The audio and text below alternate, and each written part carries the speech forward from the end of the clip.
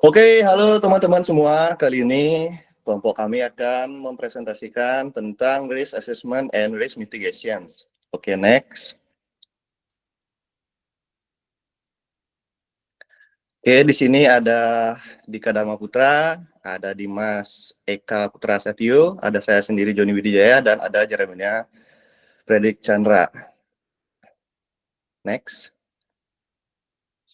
Oke, untuk topik pembahasan kita, yang pertama di sini ada risk assessment atau penilaian risiko, kemudian ada tujuan risk assessment, kemudian ada langkah risk assessment atau penilaian risiko, kemudian contoh laporan penilaian risiko, kemudian contoh nyata penilaian risiko, kemudian apa itu risk mitigation, dan risk mitigation action point, opsi risk mitigations, approach for control implementations, kemudian ada control teori praktis, risk mitigation, dan appendix.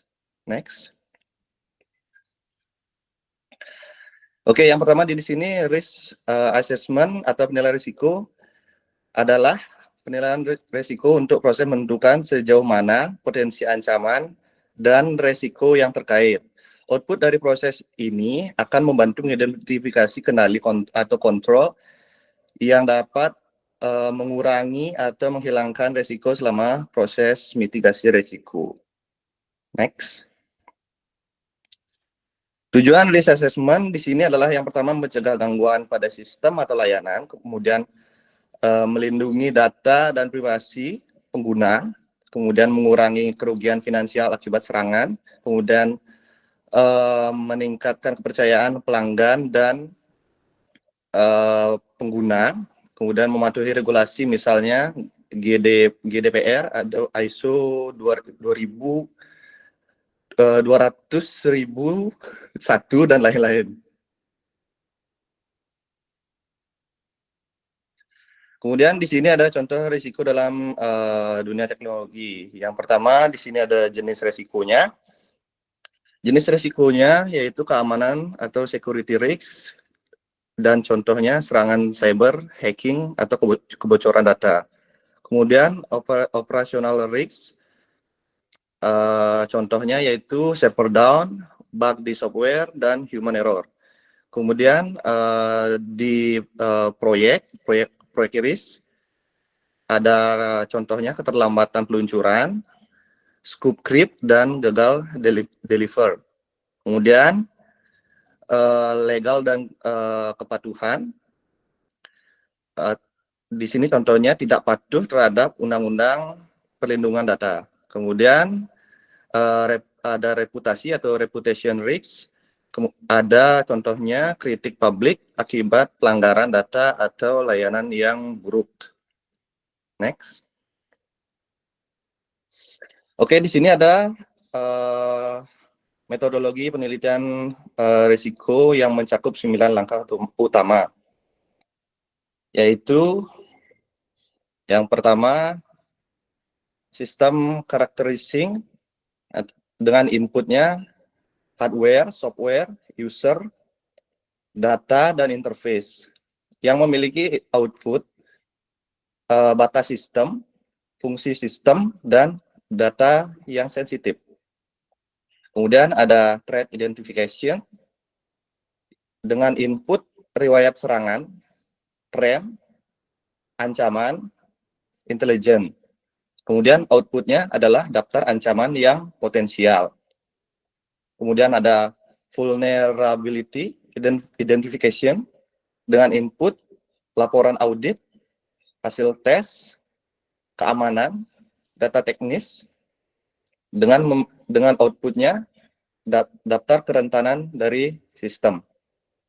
Kemudian control analyze, di sini inputnya kontrol yang ada dan direncanakan.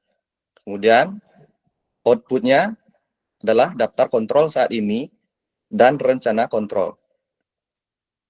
Kemudian ada likelihood determination dengan input motivasi ancaman, kemampuan, efektivitas kontrol, dengan output penilaian kemungkinan terjadinya ancaman. Kemudian ada impact analyze dengan input dampak pada integritas, ketersediaan, kerahasiaan, dan outputnya penilaian tingkat dan dampak. Kemudian ada risk determination dengan input memungkinkan atau kemungkinan atau dampak efektivitas kontrol dengan output tingkat risiko dan levelnya. Kemudian ada control recommendations dengan inputnya hasil penilaian risiko, kemudian outputnya rekomendasi kontrol tambahan. Kemudian yang terakhir ada result documentations dengan inputnya semua hasil dari sebelumnya dan outputnya adalah laporan akhir penilaian risiko. Oke. Untuk selanjutnya akan dijelaskan oleh rekan saya. Baik, di sini saya akan melanjutkan penjelasan terkait langkah-langkah dari penilaian risiko. Pada tahapan pertama ini ada sistem characterization yang dimana pada tahapan ini itu untuk melakukan penataan yang dimana akan menetapkan ruang lingkup dari penilaian risiko yang akan dilakukan dengan menjelaskan batasan sistem dan juga mengidentifikasi informasi yang penting seperti perangkat, koneksi, dan juga pihak-pihak yang terlibat dalam organisasi tersebut. Berikutnya itu ada tahapan threat identification, di mana di sini merupakan tahapan identifikasi ancaman. Seperti yang dilihat pada tabel di sini, pada tahapan ini akan memetakan sumber ancaman yang kemungkinan bakal terjadi, yang dimana seperti pada di tabel terdapat sumber ancaman seperti peretasan, yang dimana motivasi dari peretasan itu yaitu tantangan ego dan pemberontakan. Dan juga tindakan dari ancaman tersebut itu peretasan, rekayasa sosial, instruksi sistem, akses sistem yang tidak sah. Berikutnya ada ancaman yang kedua seperti sumbernya itu penjahat komputer, yang dimana motivasi dari sumber ancaman tersebut yaitu untuk penghancuran informasi, pengungkapan informasi ilegal, dan juga keuntungan moneter. Yang dimana tindakan dari ancaman tersebut yaitu akan melakukan kejahatan seperti kejahatan komputer, tindakan penipuan, penyuapan informasi, spoofing, dan instruksi sistem. Berikutnya ada sumber ancaman yang ketiga yaitu teroris, yang dimana motivasi dari ancaman tersebut yaitu melakukan pemerasan, penghancuran, eksploitasi, dan juga balas dendam. Tindakan dari ancaman tersebut yaitu seperti ngebom atau terorisme, dan juga perang informasi, serangan sistem misalnya DOS, dan juga penetrasi pada sistem. Berikutnya itu ada sumber ancaman dari mata-mata industri, yang dimana di sini motivasi dari ancaman tersebut yaitu keunggulan kompetitif, spionisme ekonomi, yang dimana tindakan dari ancaman tersebut yaitu akan mengeksploitasi ekonomi, pencurian informasi, instruksi privasi, dan rekayasa sosial. Berikutnya itu ada dari insiders atau orang dalam, yang dimana motivasi dari insider tersebut itu keingintahuan, ego, keuntungan moneter, balas dendam, dan kesalahan yang tidak disengaja. Tindakan dari ancaman tersebut yaitu serangan terhadap karyawan, pemerasan, penelusuran informasi rahasia, penyalahgunaan komputer, penipuan, dan pencurian dan kode berbahaya seperti virus. Berikutnya yaitu vulnerability identification, yaitu di mana sini akan mengidentifikasi kerentanan yang kemungkinan akan terjadi. Jika dilihat sini ada dipetakan kerentanan yang kemungkinan akan terjadi dan juga sumber ancaman dan tindakan ancamannya. Seperti contoh, di sini ada kerentanan pada ID sistem karyawan yang diberhentikan tidak dihapus dari sistem. Nah, sumber ancamannya itu bakal berasal dari karyawan yang diberhentikan, sehingga tindakan ancamannya dari karyawan tersebut memungkinkan untuk masuk ke jaringan perusahaan dan mengakses data rahasia dari perusahaan, padahal si karyawan tersebut sudah tidak di perusahaan lagi. Berikutnya ada firewall perusahaan yang mengizinkan telnet masuk dan ID tamu diaktifkan di server. Nah, di sini sumber ancamannya itu pengguna yang tidak sah, yang dimana tindakan ancamannya menggunakan telnet ke server yang dimiliki sehingga dapat menelusuri file sistem dengan ID tamu, yang dimana si pengguna dari luar perusahaan itu tidak memiliki wewenang. Berikutnya kerentanan selanjutnya yaitu pusat data menggunakan penyiraman air untuk memadamkan api, terpal untuk melindungi perangkat keras, dan juga kerusakan air tidak tersedia, yang dimana ini sumber ancamannya dari seperti api dan juga orang-orang yang lalai. Tindakan ancamannya itu penyiraman air menyala di pusat data sehingga dapat mengakibatkan kerusakan pada server.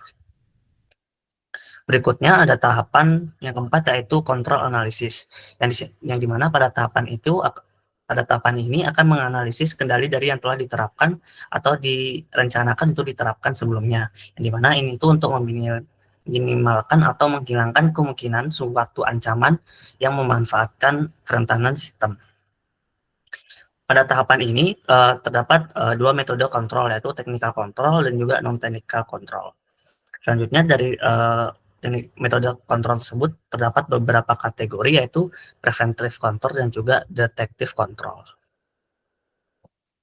Nextnya itu likelihood determination atau pemetaan kemungkinan. Nah di sini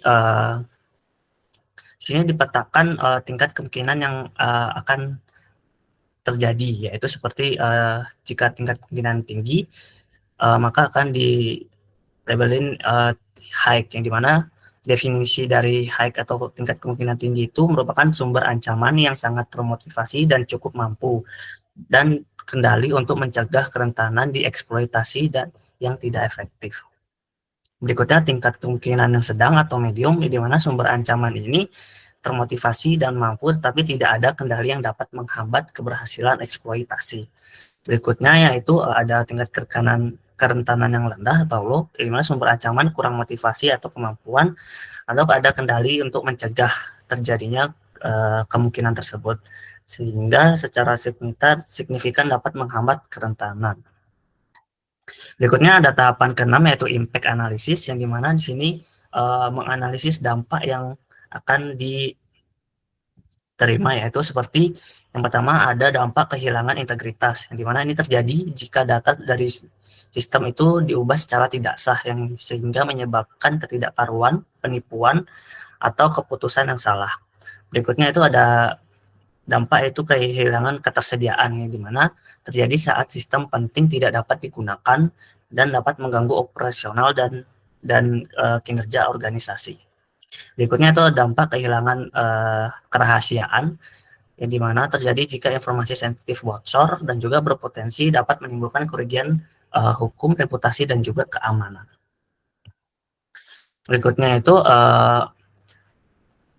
dari dampak yang telah dari sumber-sumber dampaknya itu kemudian dipetakan lagi besaran dampaknya. Nah, di sini sama seperti yang pada tahapan sebelumnya, untuk besaran dampak itu terdiri dari yang high, medium, dan low. Nah, untuk yang high itu merupakan kerentanan yang dapat mengakibatkan kerugian yang cukup besar dan sangat mahal. Sedangkan yang medium itu kerentanan yang mahal tapi tidak lebih mahal dari yang high. Berikutnya yang low yaitu kerentanan yang secara mengakibatkan kehilangan beberapa aset atau sumber daya yang berwujud atau dapat secara nyata mempengaruhi misi, reputasi, dan kepentingan organisasi. Berikutnya itu risk determination, yang dimana di sini akan melakukan pemetaan seperti menilai risiko dengan menggunakan risk level matrix, yang dimana di sini akan melakukan penilaian terhadap kemungkinan-kemungkinan yang akan terjadi dengan menggunakan risk level matrix.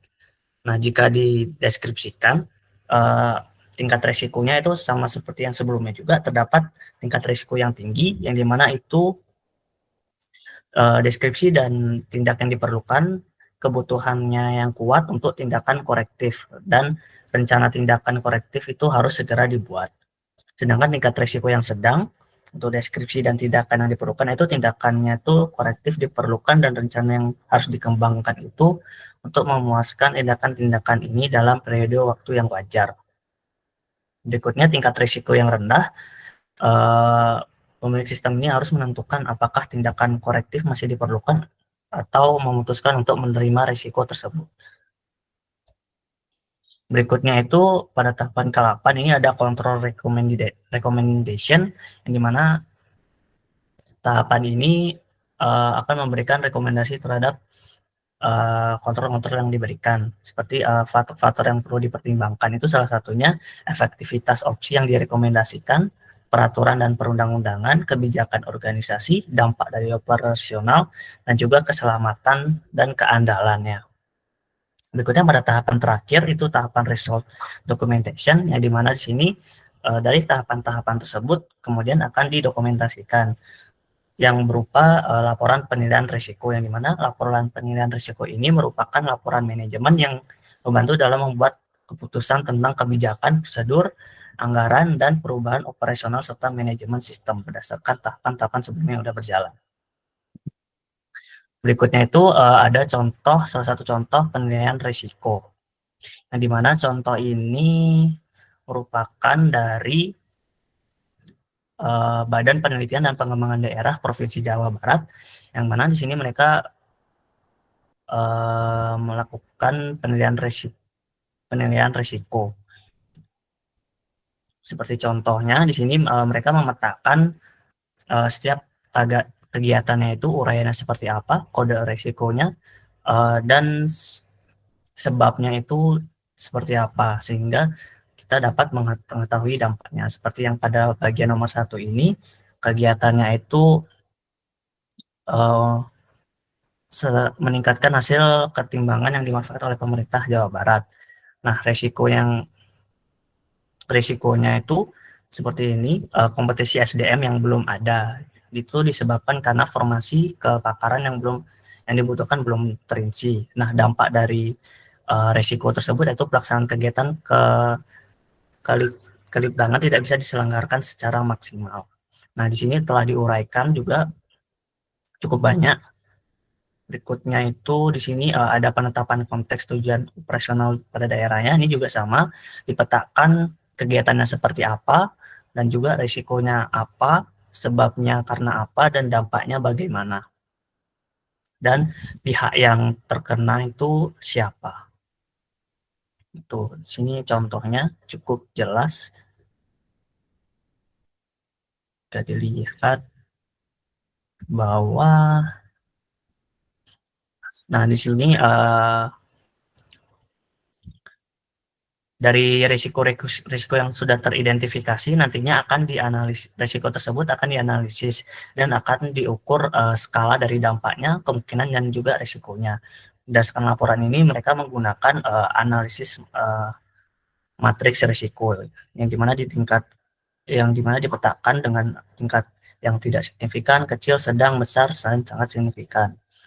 Berikutnya juga kemungkinan terjadinya itu mulai dari sangat jarang, kemungkinan kecil, kemungkinan besar, dan hampir pasti. Nah, di sini juga sama, risikonya tuh dipetakan, kemudian skala dampaknya itu seperti apa, skala kemungkinan itu berapa, dan skala risikonya itu bagaimana. Nah, ini jika dilihat hasil matriks analisis risikonya dari mereka, jadi di sini terdapat yang level kemungkinan terjadinya itu hampir pasti terjadi dan dampaknya itu cukup berat. Jadi hasil analisisnya akan dipetakan seperti ini. Ini juga sama, di sini penentuan prioritas risikonya. Yang di sini prioritas risikonya itu cukup kegagalannya cukup besar, yang dipetakan seperti ini. Dari skala risikonya, pemilik risikonya, penyebab, dan dampaknya. Nah, di sini juga lanjutannya seperti penilaian atas kegiatan pengendalian yang ada yang masih dibutuhkan. Di sini terdapat risiko prioritasnya seperti apa, uraian pengendalian yang sudah ada, celah pengendaliannya bagaimana, rencana tindak pengendaliannya, penanggung jawabnya siapa, dan target waktu penyelesaiannya. Kurang lebih seperti itu untuk contoh dari laporan pelaksanaan kegiatan yang telah dilakukan oleh Badan Penelitian dan Pengembangan Daerah Provinsi Jawa Barat. Berikutnya akan dilanjutkan pada penilaian risiko contoh nyata yang akan dilanjutkan oleh rekan saya. Baik, benar sekali. Terima kasih Dimas. Luar biasa sekali ya presentasinya tadi mengenai contoh laporan penilaian risiko. Luar biasa sekali. Tadi itu sudah diberikan contoh mengenai laporannya. Itu dibuat oleh Badan BP Jawa Barat ya, Provinsi Jawa Barat. Dan tentunya itu sudah sangat lengkap sekali. Tapi di sini kami juga menemukan penilaian risiko atau assessment yang ada di contoh nyatanya. Kami menemukan di tempo.com, itu ada di Google ya, ada di website. Itu kami menemukan bahwa beritanya itu adalah Tokopedia itu lapor ke polisi soal 91 juta data pengguna diduga bocor. Nah, jadi 91 juta data tersebut diduga bocor, sehingga kami menemukan bahwa di website tersebut ada penilaian risikonya juga, tapi di sini penilaian risikonya itu hanya impact analisisnya. Nah, seperti yang rekan saya jelaskan tadi mengenai impact analisisnya tadi, yaitu ada kemungkinan-kemungkinan yang terjadi. Nah, sedangkan di sini sudah terlihat kemungkinan-kemungkinan yang terjadi. Yang pertama di sini ada kebocoran data pengguna itu kemungkinannya tinggi. Dampaknya itu tinggi, tingkat risikonya itu kritis. Nah, dan di sini sudah ada risk mitigation-nya. Dia juga menjelaskan bahwa audit keamanan penetration test tersebut dan penetration test dan authentication-nya perlu diketatkan. Itu yang diperlukan di mitigasinya. Sedangkan berikutnya juga ada bahwa risikonya ada peretasan berkelanjutan. Nah, di sini ada peretasan berkelanjutan itu yang dimaksud adalah peretasan yang bakal ada lagi gitu loh. Setelah peretasan kebocoran data bakal ada peretasan lagi. Nah, kemungkinannya di sini itu dijelaskan di tempo.com bahwa kemungkinan terjadi itu bakal sedang, sedangkan dampaknya itu sangat besar. Seperti yang dijelaskan tadi, jika dampak besar itu bakal memberikan biaya yang cukup besar, dalam artian tinggi ya. Nah, selanjutnya ada tingkat risiko. Tingkat risikonya juga di sini tinggi. Nah, dan mitigasinya itu IDS, deteksi real time sama tim tanggap insiden. Ini ada singkatnya ya, CSIRT gitu nih. Nah, selanjutnya ada juga risikonya di sini dijelaskan, yaitu password bisa ditebak. Nah, kemungkinannya itu sedang ya, tentunya sedang, karena ada beberapa password yang tidak bisa ditebak, dalam artian ditembus dengan mudah. Dan selanjutnya dampaknya. Nah, jika password bisa ditebak, maka dampaknya itu bakal tinggi banget. Maka biaya yang harus dikeluarkan itu cukup tinggi. Sama juga dengan yang dijelaskan tadi di impact analysis, itu sudah dijelaskan dengan detail.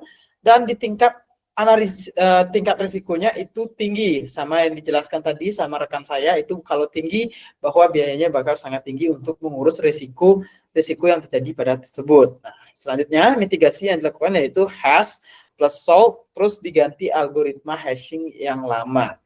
Nah, selanjutnya ada penyalahgunaan data pribadi. Nah, maksudnya penyalahgunaan data pribadi seperti yang terjadi sekarang, misalnya kebocoran ini, kami sempat baca juga, kebocoran data ini bisa digunakan sebagai korban pinjol ya, bisa digunakan untuk pinjaman online, dan bisa digunakan untuk melakukan judi online. Nah, itu adalah penyalahgunaan data pribadi. Nah, kemungkinan di sini masih sedang, sedangkan dampaknya itu sedang sampai ke tinggi. Nah, kami tidak tahu bagaimana maksudnya, apakah ini valid atau tidak. Yang jelas kami melihat datanya, kalau datanya itu seperti ini sudah disajikan dengan tabel. Sehingga dampaknya itu sedang tinggi, sedangkan tingkat risikonya itu sedang.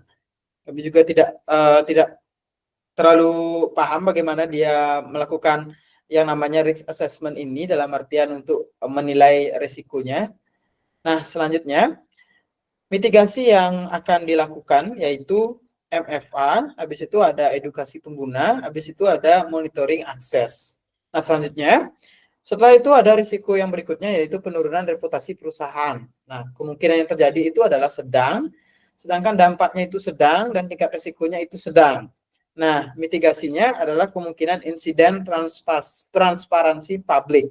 Nah, sedangkan selanjutnya ada risikonya yaitu sanksi hukum dan regulasi. Kemungkinannya rendah ke sedang, dan dampaknya sangat tinggi, dan tingkat resikonya sedang, dan mitigasinya patuhi UU, PDP, GDPR, dan arsitektur berbasis privasi. Nah, menurut saya, menurut pendapat pribadi bahwa kebocoran data ini merupakan dampak yang sangat tinggi dan tingkat resiko yang sangat kritis tentunya, karena data-data yang kita miliki itu bisa digunakan untuk hal-hal yang tidak baik. Oke. Nah, itu tadi mengenai penjelasan mengenai contohnya, contoh nyatanya. Di sini ada Tokopedia dan sebelumnya juga sudah dijelaskan oleh rekan saya, ada penilaian risiko. Penilaian risiko di laporan itu BPD Jawa Barat. Nah, selanjutnya boleh di next dulu. Oke, selanjutnya di sini ada risk assessment ya. Risk assessment dalam artian adalah algoritma, bukan algoritma sih, lebih ke diagram ya, lebih ke diagram yang menggambarkan di mana penilaian risiko ini adalah sebagai sebuah siklus yang bakal berkelanjutan yang berulang-ulang. Yang dimana di sini bakal saya jelaskan sedikit bahwa siklus ini bukan sebagai tugas yang dilakukan sekali, tapi bentuknya itu lingkaran, sudah otomatis itu bakal dilakukan secara berulang-ulang. Nah, yang pertama, di sini ada yang merah, kita bisa lihat bagian merah itu adalah identify. Identify atau yang namanya identifikasi itu adalah langkah awal yang dimana penilaian risiko ini adalah awal proses, tujuannya untuk mengenali dan memperhatikan untuk mengidentifikasi yang namanya resiko-resiko yang akan terjadi, yang akan mempengaruhi sebuah proyek atau organisasi tertentu. Nah, dalam diagram ini sudah pasti banget diidentifikasi itu adalah tahap awal untuk mengidentifikasi suatu risiko yang akan terjadi. Nah, setelah mengidentifikasi, itu bakal lanjut ke yang namanya analyze. Analyze itu adalah analisis. Yang dimana selanjutnya langkah itu adalah mengidentifikasi, menganalisis, dan melibatkan pemahaman yang mendalam untuk memahami, menganalisis hal tersebut. Nah, selanjutnya setelah dianalisis, baru bakal ada yang namanya action. Action itu yang warna hijau. Nah, yang warna hijau itu adalah action. Action itu adalah pengendalian atau kontrol ya.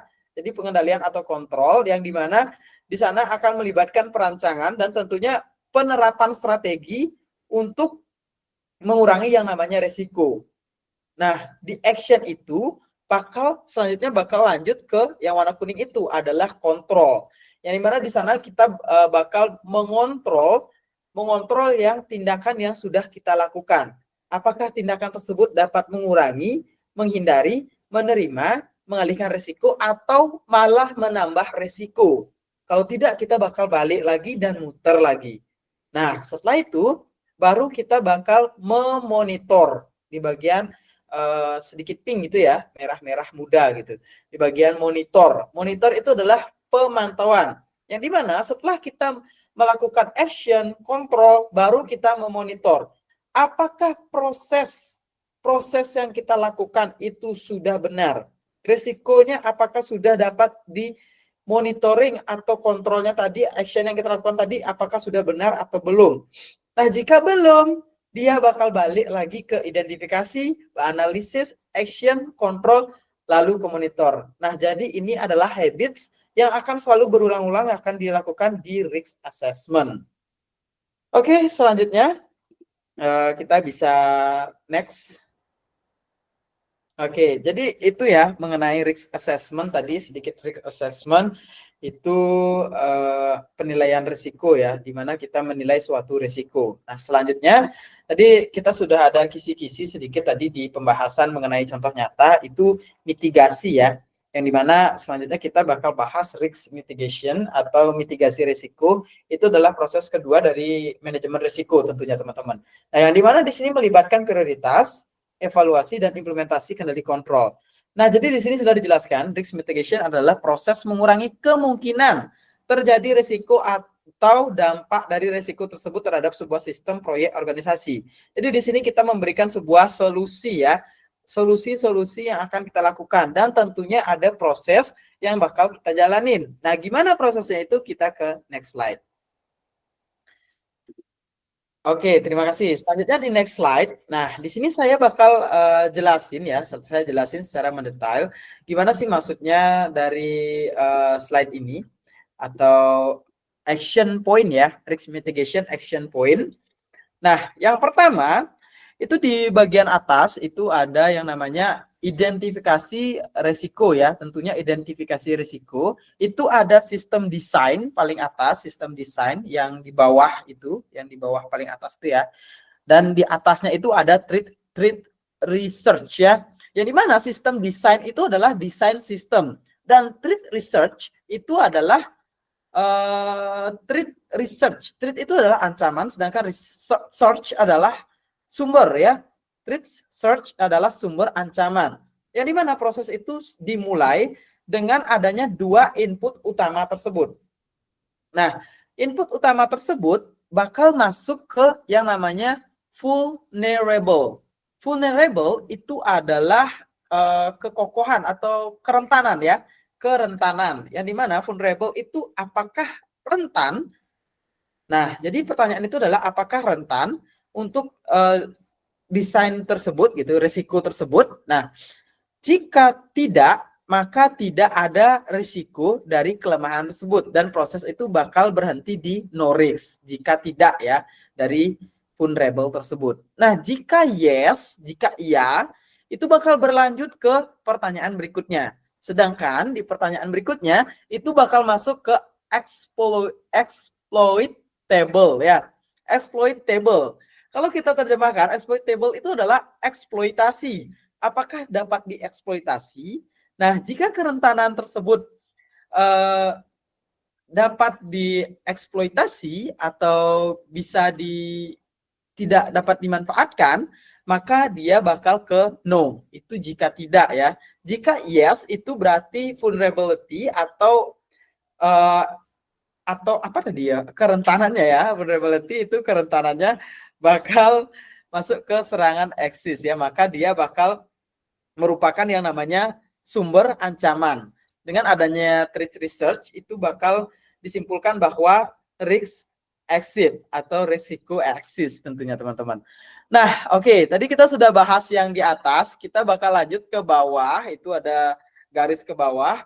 Itu bagian bawah itu adalah evaluasi dari risiko dan titik aksinya tentunya teman-teman. Nah, di evaluasi risiko itu maksudnya adalah yang pertama di sini ada attacker goods ya, attacker goods itu kurang dari gain. Nah, gimana maksudnya itu? Bukan goods ya, tapi cost. Sorry, cost.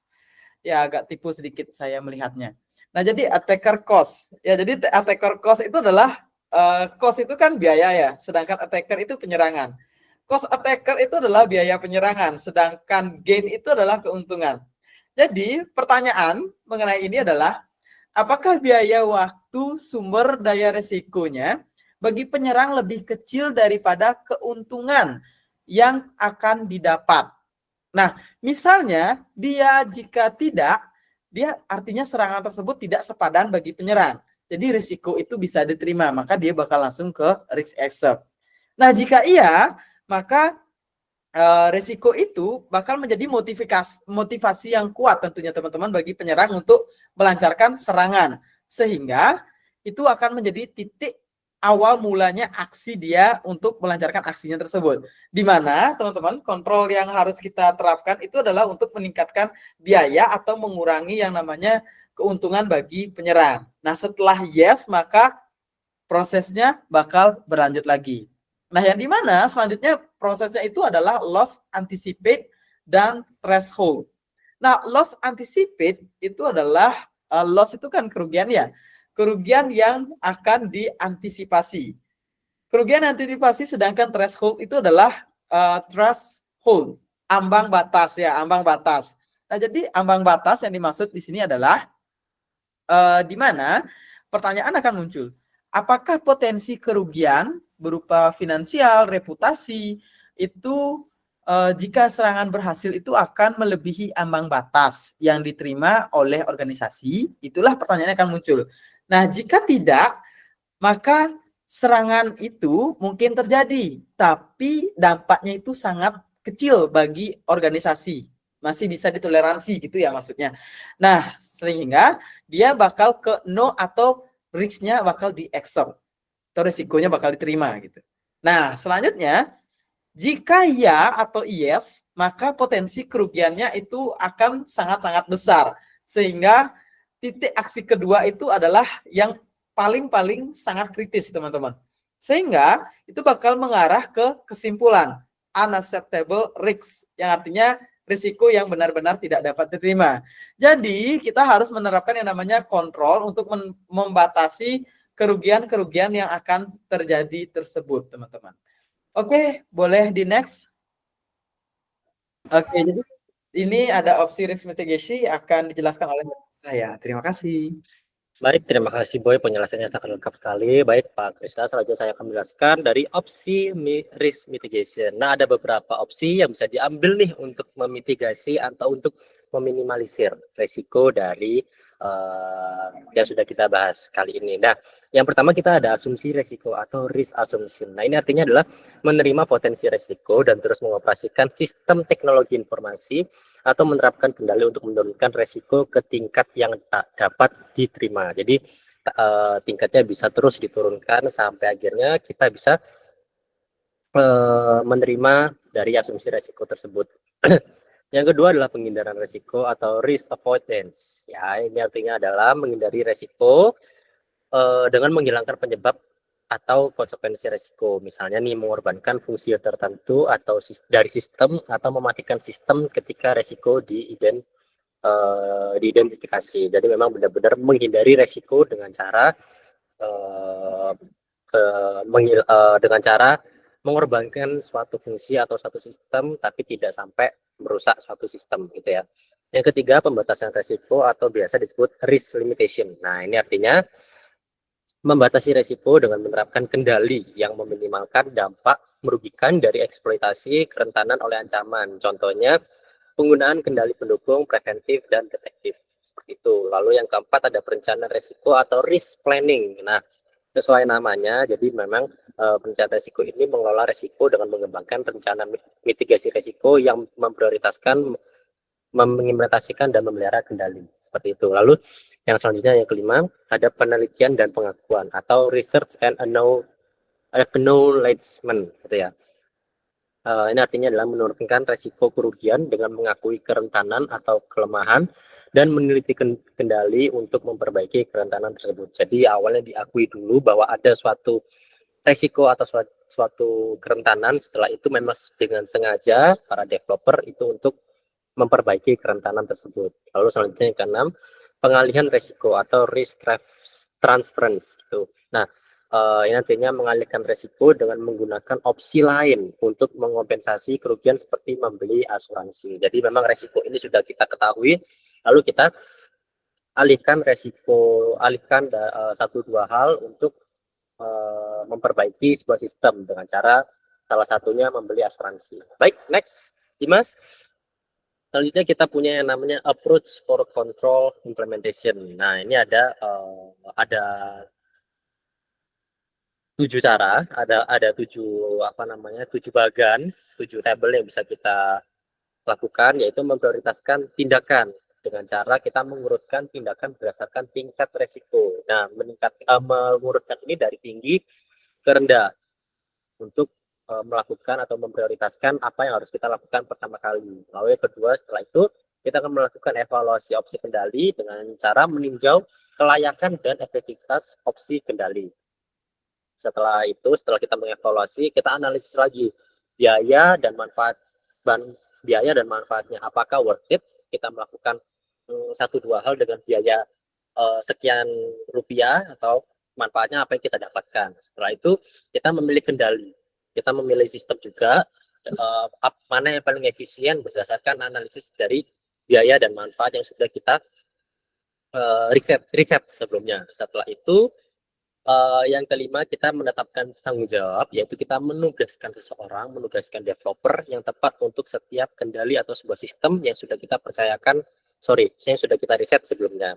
Setelah itu kita membuat rencana implementasi bersama dengan orang yang tepat tadi, dengan cara menyusun rencana pelaksanaan lengkap dengan sumber daya, jadwal, dan tanggung jawab. Semua apapun yang detail dalam sebuah sistem atau perencanaan tersebut harus kita implementasikan sesuai dengan rencana yang kita buat di proses ini.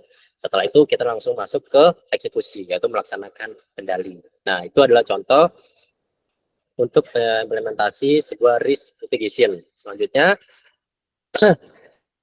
kita punya yang namanya contoh teori praktis risk mitigation. Setelah kita membicarakan tadi apa itu risk mitigation, bagaimana cara kita melakukannya, di sini kami memberikan contoh-contoh sederhana dari teori praktis dari risk mitigation. Yang pertama ada serangan cyber. Mohon maaf, yang pertama ada contoh di konsep serangan cyber atau cyber attack. Itu yang pertama kita mengimplementasikan firewall dan antivirus. Kita mengenkripsi data-data yang kita anggap penting di sebuah sistem. Setelah itu yang ketiga, cara serangan cybernya menggunakan autentikasi 2 faktor atau 2FA. Kita biasanya sering menyebutnya 2FA. Setelah itu kita harus mengaudit keamanan secara berkala. Setelah itu kalau misalnya kita berbicara tentang software atau aplikasi, kita melakukan unit testing dan QA atau quality assurance sebelum dirilis atau sebelum dipublish. Setelah itu code review antar developer, jadi memang orang-orang yang sudah kita percayai tadi kita review bersama-sama apakah memang sudah layak atau sudah cakap untuk kita publish, baru kita publish. Setelah itu deployment bertahap dari rollout kecil sampai nanti ke rollout yang besar. Setelah selanjutnya, kalau misalnya kita mau ngomongkan data atau kehilangan data, cara-caranya bisa kita backup otomatis harian, bukan bulanan atau bukan mingguan, tapi memang harian ke cloud dan server lokal. Lalu yang kedua kita bisa simpan backup di lokasi terpisah, mungkin menggunakan flash disk atau menggunakan hard disk dan lain sebagainya. Memang kita punya backup harian di lokal yang berbeda-beda. Setelah itu kita menggunakan sistem versioning pada file penting. Maksudnya sistem versioning ini adalah menggunakan sistem yang terupdate setiap ada updatean yang penting. Setelah itu kalau kita membicarakan website, kita menggunakan load balancer. Lalu kita menggunakan cloud hosting dengan auto scaling, dan kita memang kita sebagai developer memonitoring uptime 24/7 atau bisa dibilang setiap saat kita memang monitoring. Itu adalah contoh teori praktis dari risk mitigation. Nah, untuk selanjutnya kita punya appendix. Bisa di next? Ya, sudah di next ternyata ya. Dari appendix slide-slide yang kita buat ini, kami bertujuan untuk mengidentifikasi dan menilai dan memberikan rekomendasi terhadap potensi resiko yang dapat mempengaruhi keamanan, integritas, dan ketersediaan sistem informasi. Ya, nah, scope cakupan dari slide dari yang kami buat ini ada sistem components, sistem users, field site location atau mungkin bisa disebut dengan kantor pusat dan 2 lokasi remote. Setelah itu bagaimana sistem karakteristiknya, kami membicarakan tentang hardware, kami juga membicarakan tentang software, kami juga memasukkan sistem interface atau aplikasi-aplikasi dan juga backupan harian. Setelah itu kita masukkan juga di slide ini users, itu developer, pengguna, dan juga admin. Nah, contoh dari hasil risk assessment-nya yang sudah kami masukkan tadi, kami bisa mendeskripsikan password yang mudah ditebak, SQL injection, backupan harian, akses admin yang terlalu luas, dan monitoring log. Jadi memang kita membahas di slide ini. Setelah itu ada kesimpulan di slide kami. Ya, kesimpulan. Ya, nah kesimpulan dari slide kami adalah penilaian resiko adalah proses sistematis untuk mengidentifikasi, menganalisis, dan mengevaluasi potensi ancaman terhadap sistem teknologi informasi dengan tujuan mendukung misi organisasi atau suatu sistem. Sementara itu, mitigasi resiko adalah tindakan strategis untuk mengurangi resiko ke tingkat yang dapat diterima melalui penerapan kontrol yang efektif dengan mempertimbangkan resiko sisa yang harus disetujui oleh manajemen. Baik, sekian presentasi dari kami. Kami ucapkan terima kasih dan ulang ya, nanti di-cut aja. Baik, itu adalah presentasi dari kami. Mohon maaf apabila ada salah kata, mohon maaf apabila ada kurang atau mungkin terlalu berlebihan, karena tidak ada satupun yang sempurna di dunia ini selain dewa yang sempurna. Baik, sekian dari kami. Terima kasih. Om, Santi Om. Wassalamualaikum warahmatullahi wabarakatuh. Shalom, salam sejahtera untuk kita semua. Rahayu.